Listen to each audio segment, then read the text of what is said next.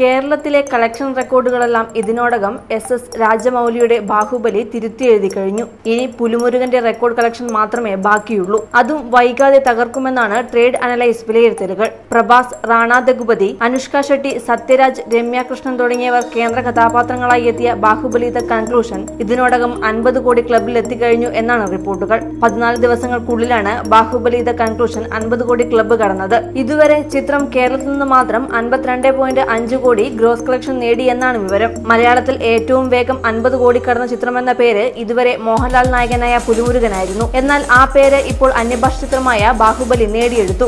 150 കോടി നേടിയ പുലിമുരുകനാണ് മലയാളത്തിൽ നിലവിൽ ഏറ്റവും കൂടുതൽ ബോക്സ് ഓഫീസ് കളക്ഷൻ നേടിയ ചിത്രം. മലയാളത്തിൽ 100 കോടി കടക്കുന്ന രണ്ടാമത്തെ ചിത്രം ബാഹുബലി ആയിരിക്കുമെന്നും അതും പുലിമുരുകനേക്കാൾ വേഗത്തിൽ 100 കോടി ബാഹുബലി കടക്കും എന്നുമൊക്കെയാണ് പുറത്തുവരുന്ന വാർത്തകൾ. ഇതുവരെ 20 കോടി ഗ്രോസ് കളക്ഷൻ നേടിയ വിക്രമിന്റെ ഐ ആയിരുന്നു കേരളത്തിൽ അന്യഭാഷ ചിത്രങ്ങളിൽ മുന്നിൽ. എന്നാൽ ബാഹുബലിയാകട്ടെ മലയാള സിനിമയെയും കടത്തിവെട്ടുകയാണ്. മമ്മൂട്ടിയുടെ ദ ഗ്രേറ്റ് ഫാദർ സൃഷ്ടിച്ച ഓപ്പണിംഗ് ഡേ കളക്ഷൻ 4.31 കോടി എന്ന റെക്കോർഡ് പൊട്ടിച്ചാണ് ബാഹുബലി 2 എത്തിയത്.